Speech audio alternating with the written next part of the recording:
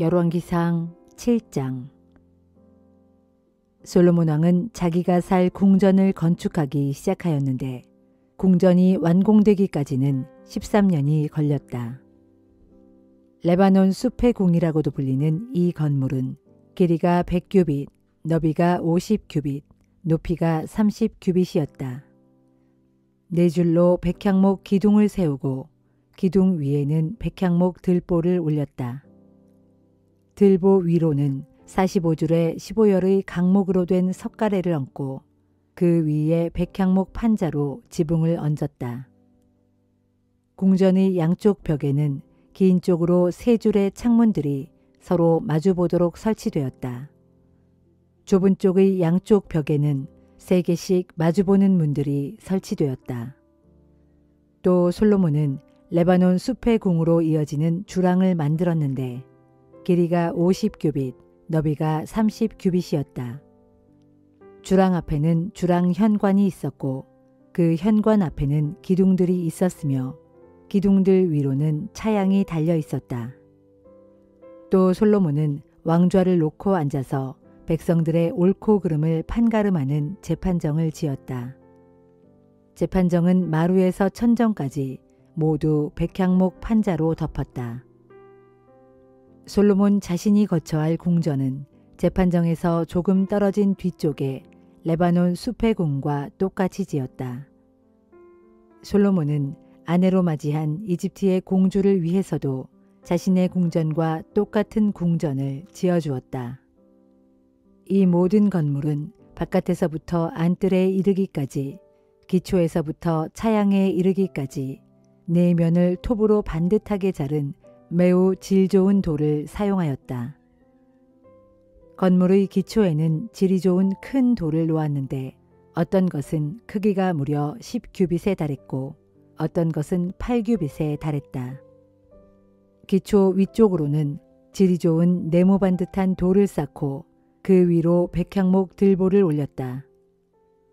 성전에는 벽으로 둘러싸인 넓은 뜰이 있었는데 이 벽은 다듬은 돌 3층에 백향목 들보가 한 층씩 쌓여 있었다.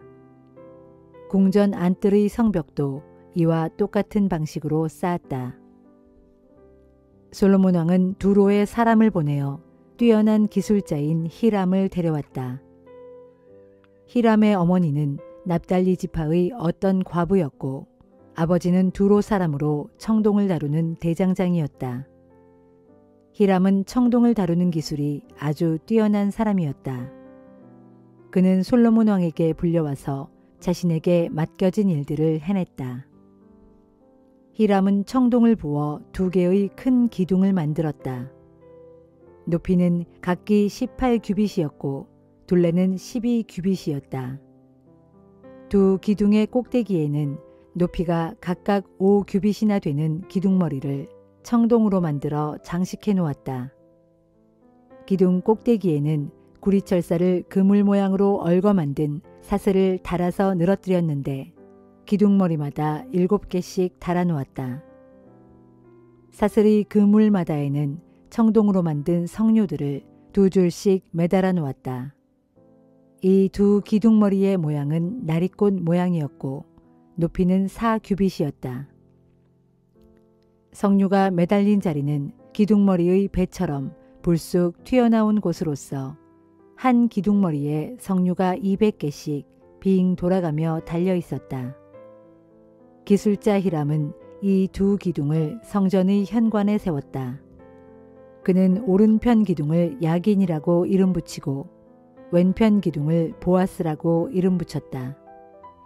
그런 다음 두 기둥의 꼭대기에는 나리꽃 모양의 기둥머리를 얹었다. 이렇게 하여 히람은 성소 앞의 현관에 세울 두 기둥을 만드는 일을 마쳤다. 히람은 또 청동을 녹여 부어서 바다 모양의 큰 물통을 만들었다. 이 청동바다는 지름이 10규빗, 높이가 5규빗, 둘레가 30규빗이었다.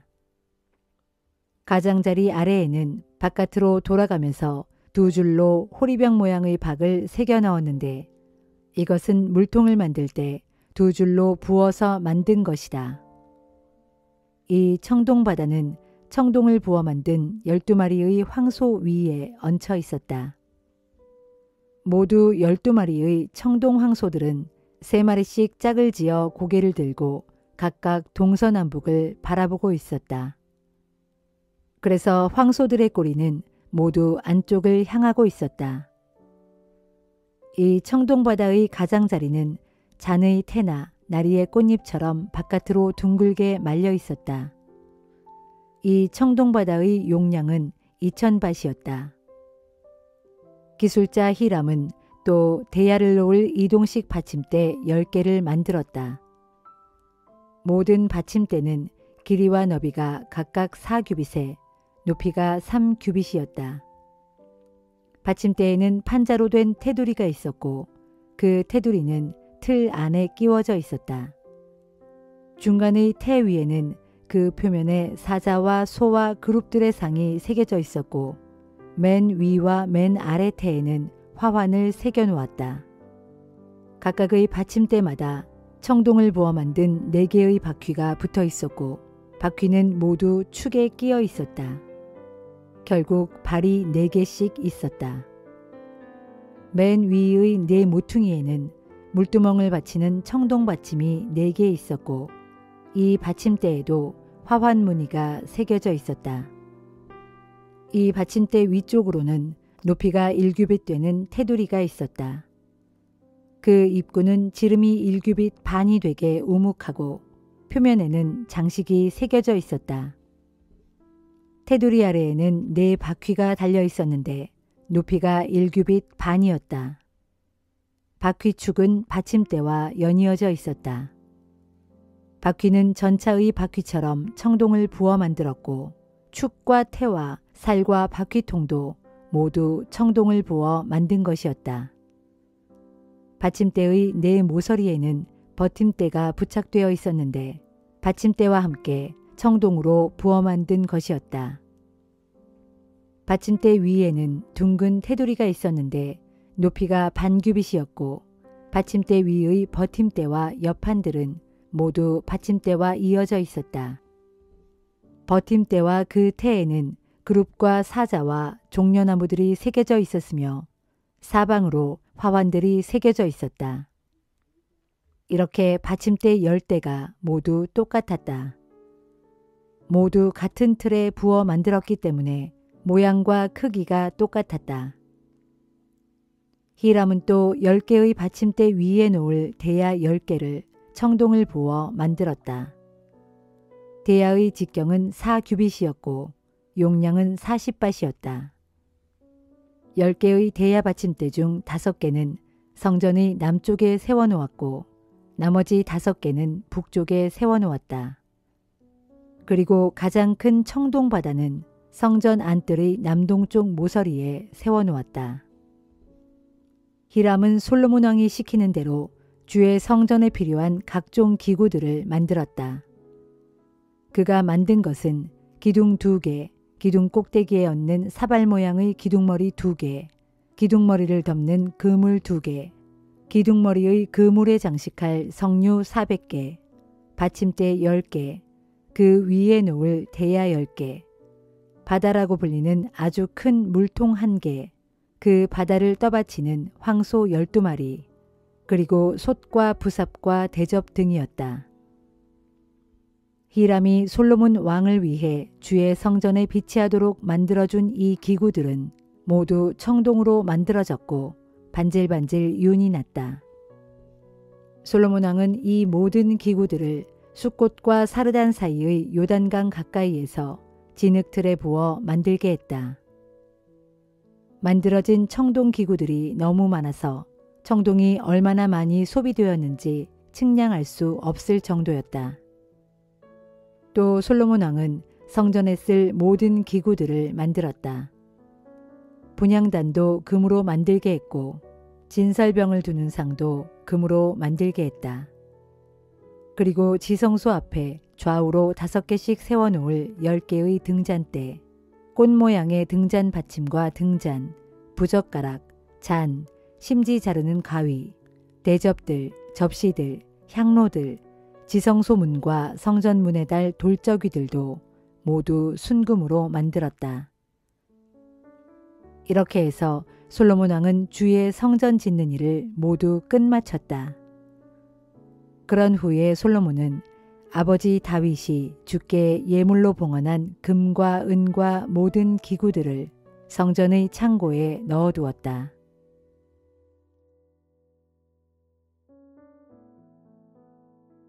에베소서 4장. 그러므로 주를 위해 일하다가 감옥에 갇힌 몸이 된 내가 여러분에게 권면합니다. 여러분은 하나님께 부르심을 받은 사람들이니 그 부르심에 합당한 삶을 살아가십시오. 곧 겸손하고 온유한 사람이 되십시오. 사랑 안에서 서로를 받아들이시고 많이 참으십시오. 평강의 띠를 메고서 성령께서 하나 되게 하신 것을 힘써 지키십시오. 여러분이 하나님께 부르심을 받았을 때 한 소망 안에서 부르심을 받은 것과 같이 여러분 모두는 몸도 하나이며 성령도 하나입니다. 그리스도도 한 분이시고 믿음도 하나이고 세례도 하나이며 하나님도 한 분이시니 곧 천지 만물의 아버지이십니다. 진실로 하나님께서는 만물 위에 계시고 만물을 통해 일하시고 만물 안에 계시는 분입니다. 하지만 우리 각자는 그리스도께서 나눠주신 분량에 따라 하나님의 은혜를 받았습니다. 그래서 성경에 기록되기를 그가 높은 보좌로 올라가실 때 포로들을 사로잡고 자기 백성들에게 선물을 나눠주셨다라고 했습니다. 이처럼 그가 올라가셨다라고 하셨으니 이 말은 곧 그가 낮은 땅으로 내려오셨다는 뜻이 아니고 무엇이겠습니까? 또한 이처럼 낮은 곳으로 내려오셨던 그 자신이 하늘의 가장 높은 곳으로 올라가셨으니 그것은 그가 만물을 충만하게 하시려는 것입니다. 그렇습니다. 주께서 어떤 사람은 사도로, 어떤 사람은 예언자로, 어떤 사람은 복음 전도자로, 또 어떤 사람은 목사와 교사로 세우셨습니다. 이것은 성도들을 준비시켜서 하나님의 백성을 섬기는 일을 할 수 있도록 하기 위함이며 그래서 그리스도의 몸을 온전히 세우려는 것입니다. 그리하여 우리 모두는 하나님의 아들 예수 그리스도를 믿는 일과 아는 일에 하나가 되고 나아가 더욱 온전한 모습으로 성숙해져서 마침내 그리스도의 충만하심의 경지에까지 이르게 됩니다. 그렇게 되면 우리는 더 이상 세상 풍조에 이리저리 흔들리거나 인간의 온갖 잘못된 가르침에 이리저리 끌려다니거나 사람들의 기만적이고 강교한 술수에 떠밀려 다니거나 하는 어린애 같은 유치한 수준을 훌쩍 벗어나게 될 것입니다. 모쪼록 우리는 사랑 안에서 진리만을 말하면서 우리 삶의 모든 면에서 더욱 자라나 마침내 머리 되시는 그리스도에게까지 다다라야 합니다. 정녕 온몸의 머리 되시는 그리스도께로부터 몸의 각 마디가 서로 연결되고 함께 결합됩니다. 그래서 몸의 각 지체가 자기가 맡은 분량대로 열심히 활동하는 가운데 그 몸이 자라나게 되고 사랑 안에서 몸이 튼튼하게 세워지게 됩니다. 그러므로 이제 나는 주 안에서 여러분에게 간곡히 당부합니다. 앞으로는 더 이상 믿지 않는 이방인들이 행하는 것처럼 허망한 생각에 빠져 살아서는 안 됩니다. 그들은 캄캄한 어둠 속을 헤매면서 하나님의 생명과는 담을 쌓고 지냅니다. 그들 안에 있는 무지함이 그들의 마음을 완악하게 만들기 때문입니다. 그들은 분별력을 잃어버린 채 자신의 육체의 본능에 맡겨 온갖 방탕과 욕정에 빠져 지내면서도 그런 죄악된 생활을 멈추려고 하지 않습니다. 그러나 예수 그리스도께서는 여러분에게 그렇게 살라고 가르치지 않으셨습니다. 여러분이 참으로 예수 그리스도에 관하여 듣고 또 그리스도 안에 있는 진리에 따라 가르침을 제대로 받았다면 여러분은 예전의 타락한 생활 방식, 곧 육체의 허망한 욕망에 따라 살아가는 썩어 없어질 옛사람을 벗어버리고 마음과 영을 새롭게 하여 하나님의 거룩한 형상에 따라 참된 의와 진리의 거룩함으로 지으심을 받은 새 사람을 입도록 하십시오. 그러므로 새 사람을 입은 여러분은 무엇보다 거짓을 버리고 각자 이웃에게 진실만을 말하십시오. 왜냐하면 우리 모두는 서로 한 몸의 지체들이기 때문입니다. 화를 내더라도 죄를 짓는 데까지 이르지 마십시오. 아무리 분한 일이 있더라도 해가 지기 전에 다 풀어버리십시오. 사탄에게 틈을 주지 마십시오. 도둑질을 해왔던 사람은 다시는 도둑질을 하지 말고 이제부터는 땀 흘려 자기 손으로 힘껏 벌이를 해서 도리어 궁핍한 사람들에게 뭔가 나누어 줄 수 있도록 하십시오. 남을 헐뜯는 나쁜 말은 입 밖에도 내지 말고 기회가 닿는 대로 다른 사람을 일으켜 세워주는 선한 말을 해서 듣는 사람들에게 은혜를 끼치도록 하십시오. 또 하나님의 성령을 슬프게 하지 마십시오. 성령께서는 우리의 구원을 보증해 주신 참으로 고마우신 분이십니다. 모든 독설과 분노와 성내는 버릇과 말다툼과 비방하는 말을 삼가고 모든 악의도 함께 던져버리십시오. 오직 서로에게 친절히 대하고 서로를 불쌍히 여기며 하나님께서 그리스도 안에서 여러분을 용서하신 것과 같이 서로가 서로에게 먼저 용서를 베푸십시오.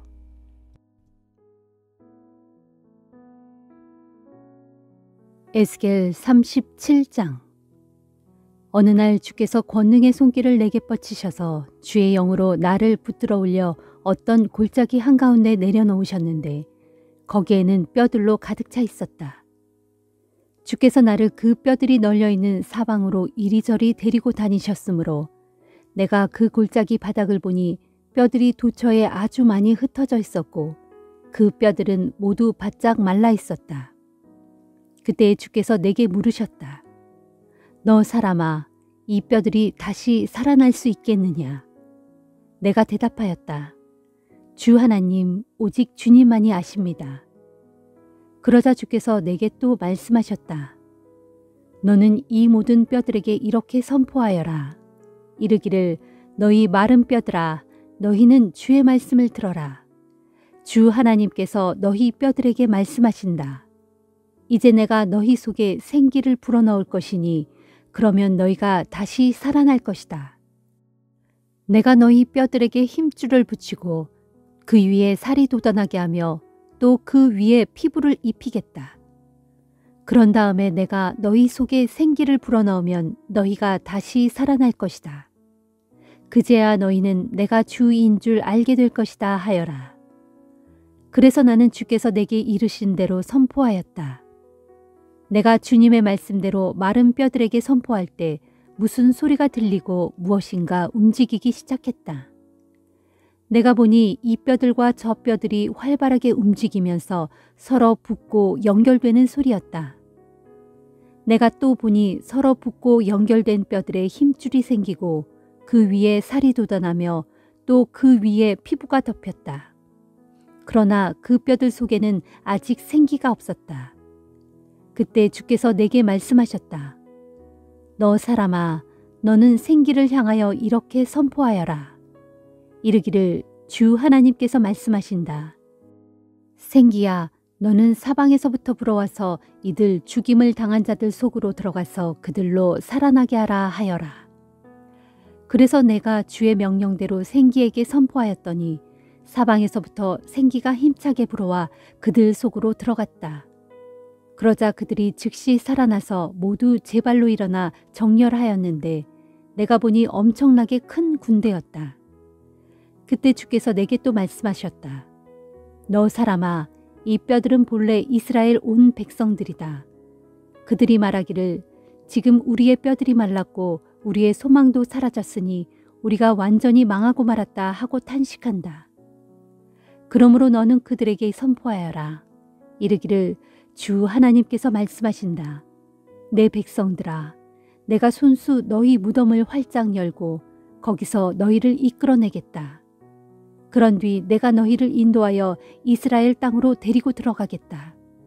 내 백성들아, 내가 이처럼 너희 무덤을 활짝 열고 거기서 너희를 이끌어내면 그제야 너희가 나를 주인 줄 알 것이다. 그때 내가 또 내 영을 너희 속에 불어넣어 너희로 다시 살게 하겠고 내가 또 너희를 인도하여 너희 고향 땅으로 너희를 데려가서 너희로 거기에 정착하여 영영 살게 하겠다. 그제야 너희는 나 주가 이 일을 말했고 또 말한 대로 다 이룬 줄을 깨닫게 될 것이다. 이는 나 주의 말이다 하여라. 주의 말씀이 내게 또 내렸다. 너 사람아, 너는 막대기 하나를 가져다가 그 위에 유다와 그의 짝 이스라엘 자손이라 쓰고 또 다른 막대기 하나를 가져다가 그 위에 에브라임의 막대기 곧 요셉과 그의 짝 이스라엘 모든 족속이라고 써라. 그런 다음 너는 그 두 막대기를 서로 연결해서 하나처럼 보이도록 손으로 붙들고 있어라. 그러면 그것들이 내 손에서 한 막대기가 될 것이다. 그런 모습을 보고 내 동족들이 내게 묻기를 그것이 무슨 뜻인지 우리에게 말해주지 않겠소 하거든. 그때 너는 그들에게 이렇게 대답하여라. 이르기를 주 하나님께서 말씀하신다. 내가 이제 에브라임의 손에 들려있는 요셉과 그의 짝 이스라엘 모든 지파들의 막대기를 가져다가 유다의 막대기에 연결시켜서 그 두 막대기를 하나의 막대기처럼 만들 것이니 그것들이 내 손 안에서 하나가 될 것이다 하여라. 너는 또 내가 글씨를 쓴 그 두 막대기를 모든 사람들이 보는 앞에서 내 손에 꼭 쥐고 내 동족들에게 이렇게 일러주어라. 선포하기를 주 하나님께서 말씀하신다. 그날에 내가 이스라엘 백성들을 그들이 끌려가 살고 있는 온 땅의 문 민족들에게서 데리고 나오겠다. 온 세상의 문 나라들 가운데 흩어져 살고 있는 내 백성 이스라엘을 다시 모아서 그들의 고향 땅으로 인도해 드리겠다. 그런 후에 그들의 땅인 이스라엘의 모든 사냐에서 내가 그들을 한 나라 한 민족으로 만들고 또한 한 왕이 그들 모두를 다스리게 하겠다. 그러면 이후로는 그들이 더 이상 두 민족이 되지 않을 것이고 다시는 두 나라로 갈라지지 않을 것이다. 그때 그들은 더 이상 우상들과 가증한 것들과 온갖 죄악들로 인하여 자신들을 더럽히지 않을 것이다. 내가 그들의 타락한 모든 죄악의 처소에서 그들을 건져내어 깨끗하게 씻어줄 것이니 이후로 그들은 내 백성이 되고 나는 그들의 하나님이 될 것이다. 그날에 내 종 다윗이 그들을 다스리는 왕이 될 것이니 그들 모두는 한 목자의 인도를 받으면서 내 규례를 따르고 내 율례를 지켜 행할 것이다. 또 그들은 내가 내 종 야곱에게 준 땅, 곧 그들의 조상들이 살았던 그 땅에서 다시 살게 될 것이로되 그들과 그들의 자손들과 그들의 자손들의 자손들이 그 땅에서 대대로 영원히 살게 될 것이고 내 종 다윗은 그들의 영원한 왕이 될 것이다. 그때 내가 또 그들과 평화의 언약을 맺을 것인데 그 언약은 절대로 변치 않는 영원한 언약이 될 것이다. 내가 그들을 견고하게 세우고 번성하게 할 것이며 또한 내 성소를 그들 가운데 세워서 영원히 이어지도록 할 것이다. 그렇다. 내가 내 처소를 그들 가운데 두어 그들과 항상 함께 있을 것이니 나는 그들의 하나님이 되고 그들은 내 백성이 될 것이다. 진실로 내 성소가 그들 가운데 영원토록 있을 것이니 그때서야 온 세상 모든 족속들이 나를 주인 줄 알 것이로되 이스라엘을 거룩하게 하는 주인 줄 알 것이다 하여라.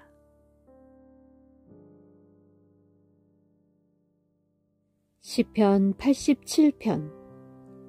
주께서 거룩한 산 위에 주님의 터전을 세우셨도다. 주께서는 야곱의 어느 처소들보다도 시온의 문들을 더 사랑하신다. 그러므로 너 하나님의 도성아, 뭇사람들이 너를 가리켜 참으로 영광스럽다고 칭송하는구나. 내가 장차 라합과 바빌로니아를 나를 받아들이는 나라로 만들리라. 블레셋과 두로와 구스도 모두 다 시온이 우리의 고향이다 하고 말하게 하리라. 또 그날에 뭇사람들이 시온을 두고 이렇게 말하리라. 지극히 높으신 분께서 친히 시온을 세우셨으므로 이 사람 저 사람이 한결같이 우리가 시온에서 태어났다 하는구나. 주께서 장차 만백성을 일일이 등록하실 때에 그 수요를 세시며 이 사람도 시온에서 태어났다 하시리라. 그러면 그들이 즐거이 춤추고 노래하면서 나의 모든 근원이 시온에 있다 하고 고백하리라. 시편 88편. 오 주님, 나를 구원하시는 하나님이시여, 내가 밤낮 주님 앞으로 부르짖습니다.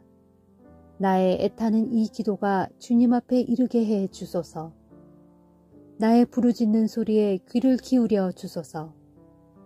내 영혼이 고통 가운데서 심히 괴롭고 내 목숨이 죽음의 문턱에 다다랐습니다.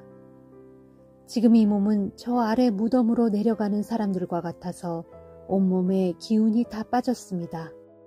그렇습니다. 이 몸은 죽은 자처럼 버려졌으며 살해당하여 무덤에 누운 자처럼 되고 말았습니다. 내가 주님의 기억 속에서 사라져 주께서 이 몸을 생각조차 않으시니 나는 주께 완전히 버림받은 신세입니다. 주께서는 이 몸을 저 깊은 무덤 속으로 내치셨으며 가장 어둡고 가장 깊은 저 구덩이 속으로 내던지셨습니다. 주께서는 주의 진노로 이 몸을 무겁게 짓누르셨고 주의 파도로 나를 덮쳐 이 몸을 고통 가운데 빠뜨리셨습니다. 뿐만 아니라 주께서는 나와 가장 가까이 지내던 내 친구들마저 내게서 멀리 떼어놓으셨고 그들로 나를 역겨워하게 만드시니 정녕 나는 사방으로 갇혀버린 신세가 되어 도무지 빠져나갈 길을 찾을 수 없습니다. 그리하여 나는 고통과 슬픔 때문에 눈마저 침침해졌습니다. 오 주여, 내 기도에 귀를 기울이소서. 내가 날이면 날마다 온종일 주께 부르짖습니다. 주님을 향하여 두 손을 높이 들고 애타게 기도합니다. 정녕 주께서는 죽은 자에게 기적을 베푸시려 하십니까? 어찌 죽은 자가 일어나서 주님을 찬양할 수 있겠습니까? 어찌 무덤 속에서 주님의 사랑을 말할 수 있겠으며 어찌 파멸 가운데서 주님의 신실하심을 증거할 수 있겠습니까? 어찌 흑암 속에서 주님의 기적들이 보일 수 있겠으며 어찌 망각의 땅에서 주님의 의로운 행위를 기억해낼 수 있겠습니까? 오 주여, 그러므로 이 몸이 지금 주께 부르짖습니다. 아침마다 주께 기도를 올립니다. 그러나 주님, 어찌하여 주께서는 이 몸을 물리치며 마다하십니까? 어찌하여 주님의 얼굴을 내게서 숨기십니까? 이 몸은 어려서부터 끊임없이 고통에 시달려 이제는 기진맥진해 있고 매 순간 죽음의 문턱을 넘나들고 있습니다. 주께서 내리시는 징벌이 너무나 무거워 이젠 내 기력이 다 쇠잔해지고 말았습니다. 주님의 불타는 진노가 이 몸을 집어삼켰고 주님의 무시무시한 공포가 나를 파멸시켰습니다. 하루 종일 이런 일들이 나를 홍수처럼 에워싸고 크게 입 벌려 나를 완전히 삼켜버립니다. 주께서 나의 가장 가까운 친구들과 나의 가장 사랑하는 사람들을 내게서 멀리 떼어놓으셨으니 이제는 오직 어둠만이 나의 가장 가까운 벗이 되었습니다.